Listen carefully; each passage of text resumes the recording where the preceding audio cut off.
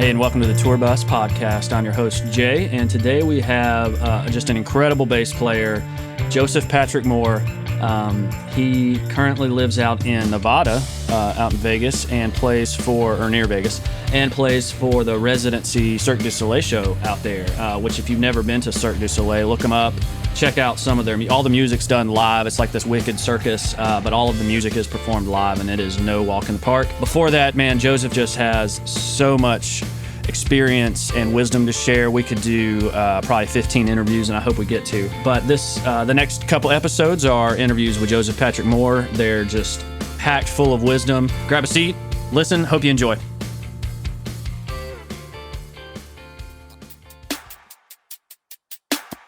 That was a product of music education. But when I got the gig on Beale Street and I was playing 7 nights a week for 3 years, that was a whole other school. And I'd walk over to him on stage going, dude, what is this? I don't know. And he goes, just follow my left hand. Just follow my left hand. What's your wife thinking through this? I always feel like you're only as good as the last note you played. You're only as good as the last song you played. You're only as good as the last gig you did. The room wasn't right. The food's not right. Man, the sound check sucks. My monitors suck. I mean, dude, that sinks a ship really quick. There's a lot of people out there in the music business who don't have the greatest talent, who are wildly successful. Joseph Patrick Moore, man, thanks for being here. I can't think of I can think of few people that I would want on the show more than you, and there's really not many. So glad you're here. Oh man, my honor, dude. We'll get to how you got to Nevada in a little bit, but just how is Nevada right now?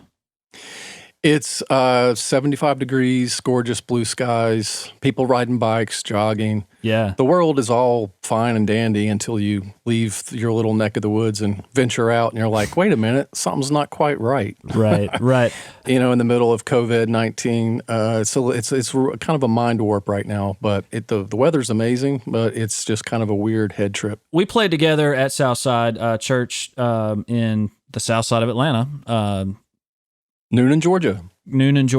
Yeah, and Peachtree City probably before that. And right, man, and these guys are going to be on the podcast. I'm trying to nail them down, but I remember some of my favorite Sundays playing there were you on bass, Justin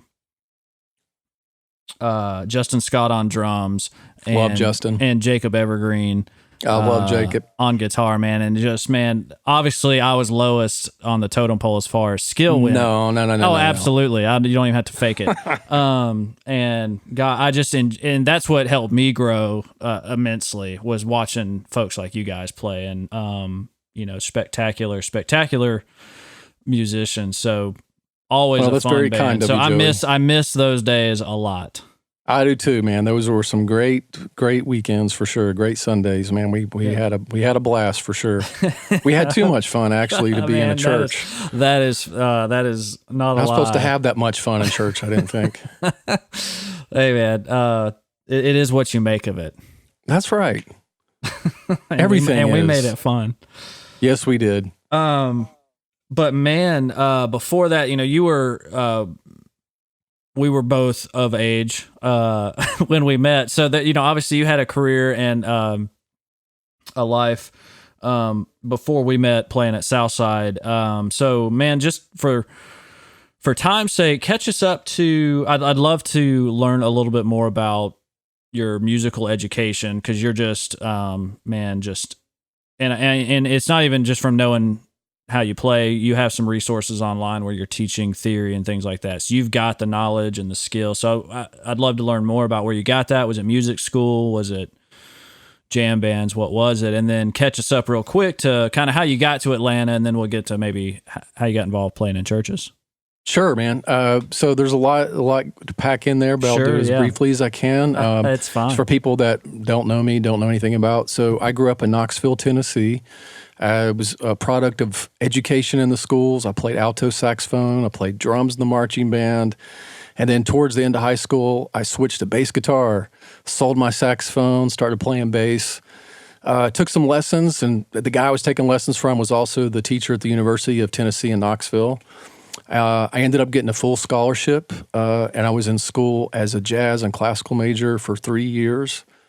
Shortly after that, I decided I was sick of my hometown. The school was amazing. It was amazing actually, and I was playing in local bands and high school bands. There's a lot there that I was doing too, but I thought, well, I'm going to move. So I moved to Memphis because I had a friend there, and he's like, "Man, you got to come to Memphis. There's all kinds of gigs and blah blah blah." So I transferred to school and went to the University of Memphis. Had another music scholarship. I was a performance major, but I was also involved there in Memphis. They have a recording studio and they have music business classes, and I got involved in that. I was deep in the studio stuff, and that kind of opened my mind to the possibilities of that. I started playing on Bill Street 7 nights a week with the great Charlie. Well, for 3 years, I played with Charlie Wood 7 nights a week on Bill Street. He's an amazing B3 singer. You can look him up, Charlie Wood. He lives in London right now.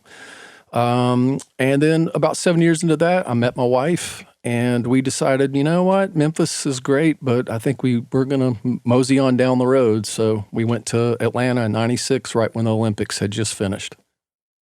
Man, that was a quick recap.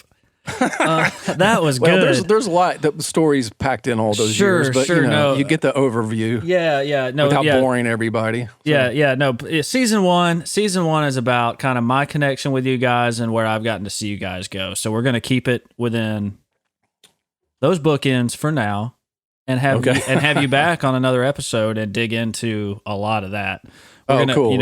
I'm already putting together some series on just where to get music education, different universities. Okay. Because a couple of the guys went to Atlanta Institute of Music. Jesse Bond went to Berkeley. So lots of different perspectives. So plenty more to dig into there. But man, so just by the time you got to Atlanta in '96, you had experienced. I heard things like, obviously, education, so formal schooling, jazz, performance, marching band, recording, music business. By the time you got to Atlanta in '96, man, you had already done just a ton of stuff musically, right? So you just were a jack of all trades. It feels like at that point, but was there something that... Was it bass that was sticking out at that point? Was it recording that was sticking out at that point when you came to Atlanta in '96? Yeah, that's a great question. So, of course, as I said, I was a product of music education, but and I went through that whole deal, But when I got the gig on Bill Street and I was playing 7 nights a week for 3 years with Charlie, that was a whole other school. And that wasn't the academia world. That was down, doing the club thing and learning Stax and learning Mustang Sally and Ain't Too Proud to Beg and learning bass lines from Duck Dunn and Motown and digging into like the roots of bass playing, and then how to play with an organ trio at that. What's an organ trio? Well, B3 organ, drums, and bass. Upright. I occasionally played upright, but mostly, I do play upright, but on that gig I occasionally played, but I played mostly electric bass. So no guitar. No. Dirty loops. No. Dirty loop no dirty style. Loops. No, but quickly, I did end up losing my gig. Charlie came to me one night. He said, "Man, this has been amazing, but you know what? I'm going to have to let you go." And I'm like, "No way, what happened?" He's like, "No, it's nothing about you, because I want to learn to play bass with my feet." Because, most B3 players kick pedals with their feet as they're playing. So then I lost my gig, and then he did get a guitar player to his feet to take my place. You lost the gig to his feet. I did. There you go. That's interesting. Yeah, but it was during that time though I was meeting people. How do I say this politely? Charlie's a phenom, man. The guy's seriously amazing musician, and he kind of had the reputation in Atlanta. So a lot of the cats in town would show up at the gig at night after they got off their gig, and so I kind of got to know everybody in town that were really great players, and built a lot of relationships, had a lot of exposure with different folks in that arena. And so that led to studio sessions and working side gigs. And anyway, long story short, I ended up recording my first CD in '95 or '96. And a lot of that was a result of a lot of the relationships I met, through Charlie, through Bill Street, through other relationships of people that I met there, So I guess to answer your question, when I got to Atlanta on the education thing, I was kind of coming from two different places. I was coming from the academia education thing, but I was also coming from a street education too, which was like a whole different universe. And they are different, and I'm not going to say which is better. They both have their pluses and minuses. But I learned a great deal and matured a lot as a player, you know, because the truth be told, man, I mean, music school on any kind of level is a beautiful thing, but until you're out in the trenches and having to play in front of people, and there was a lot of times, you know, Charlie would say, hey, man, he would just start playing a song, and I'd walk over to him on stage going, dude, what is this? I don't know. And he goes, just follow my left hand. Just follow my left hand. So I'm having to like earball stuff, you know, and I read music, you know, but there was none of that. It's all like ear training on the spot, playing songs you've never heard in your life, people sitting in playing songs you've never heard, even singers sitting in playing songs you do know in totally radically different keys. Sure, yeah. So there was all that going on. So there's a whole different like undercurrent of education that you can't get in a school environment. You have to be in the trenches out there playing, and there's no starting and stopping in front of a live audience. You know, you just go and hang on. Yep. Or check your cable, or look at your. A couple of times, it's like, what's fiddle with wrong your- with the amp back here, man? It's like, wait a minute, I'm not getting the sound. Fiddling with your knobs, like Oh yeah, there was a couple of nights of those. Sure. You lost the gig. Where'd you go from there? Well, I continued to stay in Memphis, and that's when I put out my CD, and I just had that desire to just, I like being creative. I have since put out a lot of CDs and worked on a lot of projects. I'm very grateful for that. Yep. But I just have this internal creative thing in me that just has to create. And when we get into the whole church thing, you know, it's like that's almost the antithesis of the creation part, because you're almost recreating. And it's the same if you're in a cover band environment. There's a lot to be gained from that, but you are almost recreating a thing, which is great, and that's challenging in its own regard. Yep. So it's like you're wearing that hat, but then I had this creative bug to I want to create original art, you know? Yeah. And Which weird bass music. Dude, and you know, plug for Joseph Patrick Moore for anybody that's into solo bass music. Joseph Patrick Moore calls it weird. It's art, man. It's this thing. Some of it's great. Joseph Patrick Moore is actually part of Rocktronics, which will come up. You play the bass line on our intro song that plays under me when I'm doing my intro. That's right. And that song is called Sam Hain, which is from a word used in the movie Halloween. Sam Hain. That's where it was kind of a dark heavy metal kind of vibe, you know. Yes. But that's where the Rocktronics. Yeah. And another plug, if everybody should hear the rest of that song, because it just keeps going and gets more killer, more dark and rock and roll. Chris Blackwell plays just sick guitar on it, but you're playing bass on it. The intro riff is awesome. I was like, that's the one. Wayne Vire on drums, who I met through the church world, and Chris actually I met at North Point, and yeah, Chris is killing on that tune, man. He actually, well, there's a couple stories in that song, but nonetheless, yeah, he sounds amazing, and that was a fun project that we did back in 2014. Yeah, so if you're into solo bass music, artsy stuff, creative stuff, man, Joseph Patrick Moore just has a full catalog of, man, just everything. It's not even just music, I don't think. That's what I say. It's not music. I don't know what it is. Yeah. You blur the boundaries of music and art, I would say, in your catalog with all your stuff. But anyways, so you got into recording, and that was before you moved. That you were still in Memphis at that time. You got down to Atlanta around the time of the Olympics. What was the draw to Atlanta, and what were you looking to? What was your expectation coming to Atlanta, and how did that play out in the early days? Okay, yeah. So there's a really great drummer. His name is Phil Smith, and he actually has a podcast that any drummers listening might want to check out. It's called the Weekly Groovecast, Drummers Weekly Groovecast.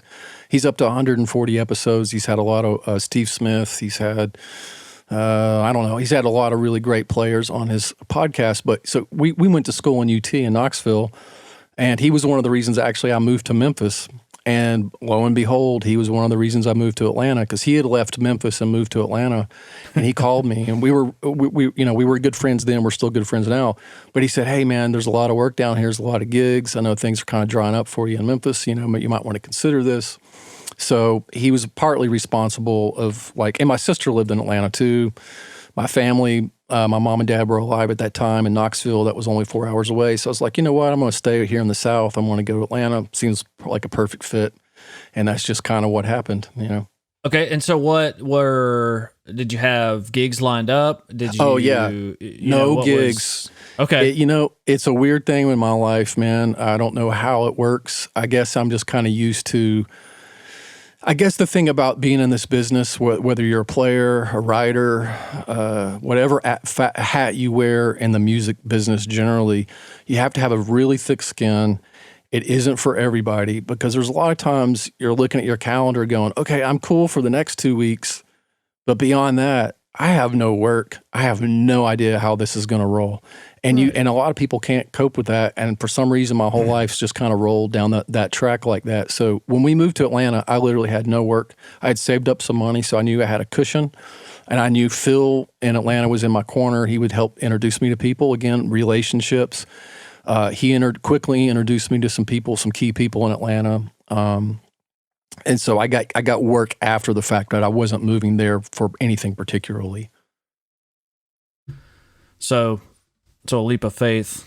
Total leap of faith. And what's your wife thinking through this? Just real quick aside, is she on, what's her personality like? Is she on board with that, or is this something you have to kind of tread lightly with?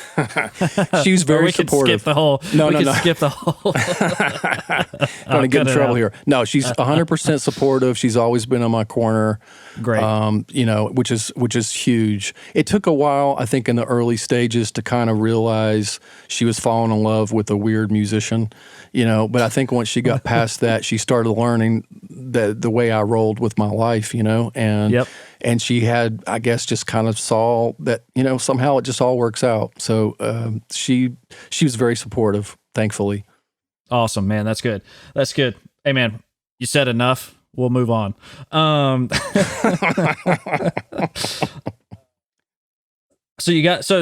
Okay. So we met while you were in Atlanta, obviously. How did you get involved playing in churches around Atlanta, and then get to Southside where we played together primarily? Yeah. Well, so just quickly, when I was in Atlanta after the Olympics, I met this guy named Colonel Bruce Hampton, and I ended up doing 4 years with Colonel Bruce Hampton and the Fiji Mariners. And if anyone's listening doesn't know Colonel Bruce, he has this kind of legacy with Aquarium Rescue Unit and other bands. He's since passed away, but so I did that gig that resulted in a lot of really cool experiences. That led to another band I toured with for 2 years around the country called Blue Ground Undergrass. That was like a hippie jam band. We were playing jam band festivals, etc. Then that led, again, all relationships, all, just meeting people, and that sort of thing. That led to a gig with this cat named Michael Tolcher in 2002 and 3. And for those that don't know, Mike, yeah. I'll stop you right there just because I want to jump in. You said, we are harping on relationships, but if you haven't listened to Joseph Patrick Moore play yet, it's not hard to understand why you would be at the top of folks' list as the bass player to call. Skill is like the thing folks don't worry about with guys like you. I just remember that from when we played at church together. It was like you just don't ask questions. Joseph Patrick Moore's going to come in, he's going to do his thing, and it's going to be great. But relationships is a huge part, but it's not the only part. No, it's not. And you bring up a good point, man, and I will just emphasize, and I do appreciate you saying that, but I learned, to me, I always feel like you're only as good as the last note you played, you're only as good as the last song you played, you're only as good as the last gig you did. And if you show up, doesn't matter if you have great relationships, if you show up unprepared or you didn't I didn't have time to check that out, man, you're all you have at the end of the day, all any of us have is our name, is what we bring to the table, but it's our reputation, our name. So I've always taken the approach of, you know what, I'm not going to brag. I'm not going to, be demeaning on myself. I'm just going to show up. I'm going to spend some time and do my homework. I'm going to practice my instrument. I'm going to spend time with the tune. I'm going to do it in a way that makes me feel comfortable, and I'm going to show up to whatever the gig is, whether it's a gig, a church gig, a festival, whatever that is, studio session. I'm going to be prepared, and I'm not going to have to say anything because I'm going to let the music do the talking, And of course, I'm very humble to say, hey, let's do that again. I'm not happy with that. I'm not saying on a cocky level. I'm just saying in terms of just always showing up prepared and not having to defend yourself except for your instrument, Gosh, but so much good stuff. So much good stuff in that. But yeah, keep going. Yeah, so there's that, man, and I feel very strongly about that. But you have to learn how to get along with other people. You can't. I mean, I've spent enough time on the road. I still haven't answered your question yet, but I've spent enough time on the road. I've toured all the United States except for 4 states: Hawaii, Alaska, North and South Dakota. I've thankfully very honored. Anyway, I've been able to tour around the world with different things, and the thing that I know probably, well, in my soul, the worst thing you can do is be on the road. It's hard enough anyway, but to be with someone who's a downer, complaining, yes. The room wasn't right, the food's not right, man, the sound check sucks, my monitors suck. I mean, dude, that sinks a ship really quick. Yes. So I learned from a few people that, hey, and you can learn from everybody, by the way. It's not just the greatest musicians. You can learn what to do and what not to do. Yes, and I learned what not to do from several people in my life. And I realized, hey, man, I'm going to be Joe Cool, and I'm going to kind of just keep my opinions to myself. Unless someone asks me, I'm going to be truthful and pull the New York card, and I'm going to say, I want to speak what my mind. I'm not going to hold back and be fake. But I'm not going to be Debbie Downer. So I think that carries a lot of weight in terms of being able to open up possibilities where people are like, hey, I could hang with this guy, I could be, sure. So when you add that to the fact that you're always prepared, or at least you try to be prepared, and you show up and you try to do a good job, sound good and prepared, and then carry those relationships, it's really like a triangle, It's like all these little elements are what separates people. Again, I'm not saying put myself in as a success, but I'm just saying it definitely separates people who are successful and unsuccessful. There's a reason why there's a lot of people out there in the music business who don't have the greatest talent, who are wildly successful. And it's partly some of these people because they have these skills that they've developed, and people can get along with them, man, and they can hang, and they show up and do what they're supposed to do, and there's no drama. And, that goes a long way. Absolutely. Absolutely. And what was the question even? The question was, the church. How'd you get playing in church? So there was the Blue Ground, and then that led to Michael Tolcher in 2002 or 3. And so Michael, he's a great songwriter. When I met him, I actually had to audition for his gig. And it was a little nerve-wracking, man, because I walked into the room. It was the Music Union in Atlanta. And they had video. How did it lead to the gig? Like, what was the kind of exact scenario? So how'd you get the call for the audition? So I was friends. He's since passed away. Jan Rico Scott. We did a lot of work together over the years. He just died last year. Oh man, I didn't know that. I know you all were close. We were very close. And for those that don't know, Jan Rico, he played with the Derek Trucks Band for 16 years, did Peebo Bryson, Whitney Houston, Stevie Wonder, did a lot of stuff. But I met him through Colonel Bruce Hampton, and he actually played on one of my albums. We became really good friends. And he knew Michael. I didn't know Michael. And he was actually the consultant, not quasi-music. He wasn't music director. He wasn't in the band, but he was actually looking for players to be in to audition for Michael. So he called me and said, hey, man, there's this cat you might want to consider auditioning for. So I showed up. Awesome. And Michael was signed to a record label at the time called J Records, which was a subsidiary of Clive Davis's. It was basically Clive Davis's label. And when I showed up to audition, of course I knew all this, and his album had already been done. It was Questlove on drums, and it was like the record sound. His debut record was like just about to come out. It sounded amazing. So there was all these intimidating things, you know. And so I walk into the audition room. There's video cameras set everywhere. And so when we did the audition, Michael and I clicked really well, but I knew this video was being sent to the record label guys in New York. And I don't know if Clive ever had anything to do with it, but I know a couple of people that were running that label did. Anyway, I got the gig. That led to a lot of really cool experiences.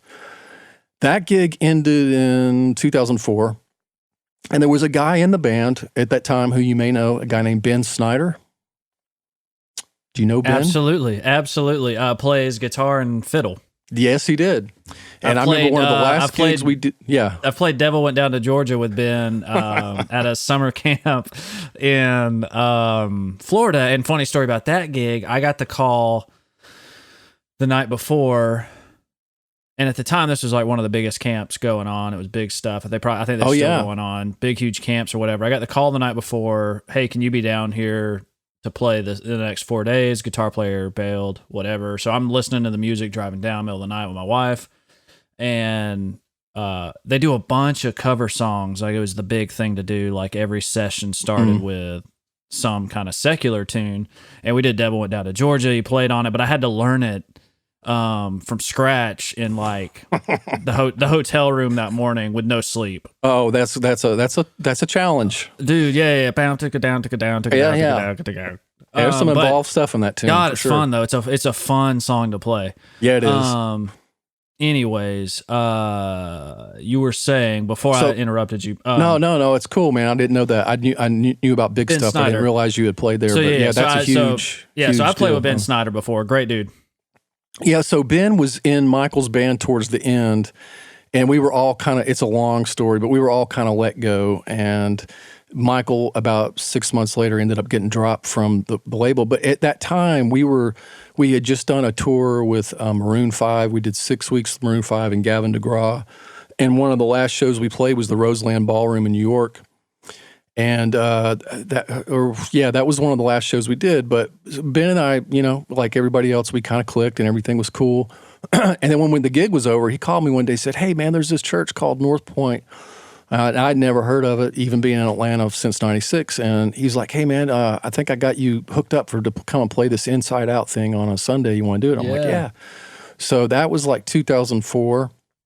And then one thing led to another on that end, and I ended up playing at North Point basically every Sunday for the next 10 years. And they opened up multi-campuses all over the town, so I was like bouncing around at different ones, you know, some more than others. And of course, during that time, I was doing other things. I'm still doing my crazy music and playing with other people throughout the week, and still managing to do tours at the same time in the week. And, you know, so, but that's how all that involved in the church world was through Ben Snyder, basically. So cool. So you got involved playing at church. So again, you're doing all kinds of stuff. And so playing at a church is just 1/10 of what you're doing musically throughout the week, it sounds like. It was. So which leads me to, not to interrupt you, but does lead me to a point. Yeah. For me, I've been in bands. Obviously, you mentioned the Rocktronics earlier. We put out a CD in 2014. I've been in different bands throughout my career, but I've always been a side guy. I mean, outside of being a leader on my own music, I've always been a side guy, you know, working for other people, doing what they want, playing the music they want, the way they want it, all that sort of thing, being a team player. And so I've always worn a lot of different hats and been in a lot of different environments, playing with a lot of different, you know, things. So I guess what I'm trying to say is, if anyone's listening to this, if you're in a band, go for it, 100%. But if you're a musician who just wants to make a career out of music, you have to realize, if you're not in a band, and you're especially not in a successful band, by the time you're 30 years old, 25 years old, I'll say 30, you need to start branching out in order to be a working musician. You need to start wearing a lot of hats, and you need a lot of opportunities and experiences to play in different environments with as many people as you can, whether it's paid gig, free gig, whatever it takes to meet and let people hear you and catch your vibe and just all those things wrapped into one. Because if I were to hang my hat on any one thing, my career would have been over a long time ago, you know? So absolutely, man. God, that's huge. That's huge. And that's how, you know, mine has been, I just was in the bit, you know, I've been in the business world, and kind of music has been on the side for me for my whole career, you know. And dude, that's great. That's okay. Yeah, yeah, absolutely. There's a place for absolutely. that too, you know. Yep. And we talked with a couple different folks on here about, you know, making money playing at churches, and it's just another way. And there's a lot of folks that move to Atlanta and don't realize that that's kind of a thing that churches pay players, but they do. Well, they do. And just for people that may not live in Atlanta or may not know about Andy Stanley or may not be familiar in this whole environment that might be listening, and I didn't know this, and it kind of evolved over the years, but North Point is one of the biggest churches in the world. And I'm not just saying that, you know, again, to hang my hat on. It's just the truth. I mean, I think they're the last time I heard, but they have 7 campuses, and between every week, there's 100,000 people that go in those doors, and then they have the online thing, and it literally rivals Joel Osteen and a lot of other. Yeah. There's other similar churches in other cities. It's not just North Point, Atlanta, but it's huge. And then with the satellite campus, which is where you and I met at Southside, is you know, they have these non-official campuses, satellite campuses, and it's kind of its own little thing. But there's hundreds of those around all over the world now. That's unreal, man. You can tune in and watch Andy live, but you have a live band doing the music, and that's where we met. So we were playing at one of the satellite campuses. That's right. Yes, sir. Yep. And it's amazing, man. I mean, when you really sit back and think about how, and I know a little bit of the backstory on North Point, you know, and how they started in an abandoned supermarket, and there were like 7 people there when they first started back in the early 90s or whenever. And just to see how they've run that business and how, I mean, I hate to say business as a church, I understand, but it you know, when you're dealing with 400 people on staff and health insurance, it's an organization. It's a huge operation, you know.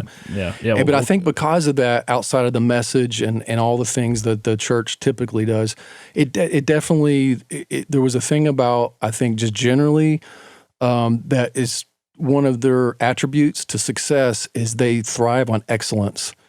You know, whether it's, and they say it all the time, it's whether it's, you know, standing in the parking lot when you greet people walking in the door, but when you're in the actual service and you hear the band and the music, there is a level of excellence that everybody brings to that, and therefore, again, it's not necessarily volunteers of the church. They are paying their musicians because they want to bring in a certain level of every week consistency, you know.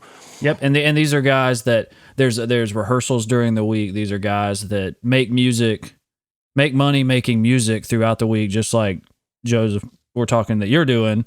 And these bigger churches are recognizing that, and so they're getting guys that on Monday they're going to go somewhere else and make money playing music. It's just going to be a studio. Or on Friday they're going to make money at a club. Right. Or Saturday, and they're going to drive through the night, and they're going to play Sunday morning. They're going to get exposed to a great message, and you know, and so of course they're going to pay those guys because that's what they do for their job, just like they would pay the pastor for doing his job. Or, that's right. You know.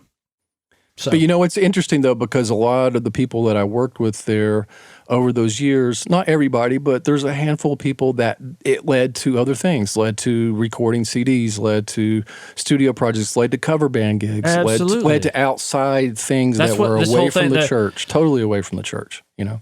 And that's what this entire first season of this podcast is, guys that I knew in South Atlanta playing at these churches that have all gone on to do these just big badass things, and we're going to talk about that in your story here in a little bit. You know, obviously you've already done big badass things. We didn't even talk about that you were on Crossroads DVD.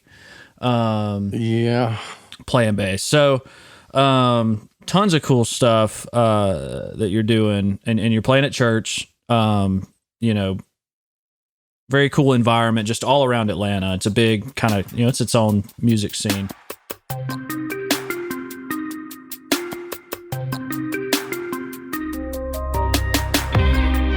Hey, and thanks for listening to the Tour Bus Podcast, a platform built by working musicians and producers to help you get more auditions, more gigs, and more of what you want. I'm Jay, the tour bus driver. If you like what you hear, you can do a couple things. You can subscribe to our podcast wherever you get your podcasts. You can find us online and like us wherever you do your social media. If you have any comments or questions, you can go to thetourbuspodcast.com/tipjar and leave us a comment or question, or you can email tipjar@thetourbuspodcast.com. Theme music provided by the Rocktronics and at Philly Stacks.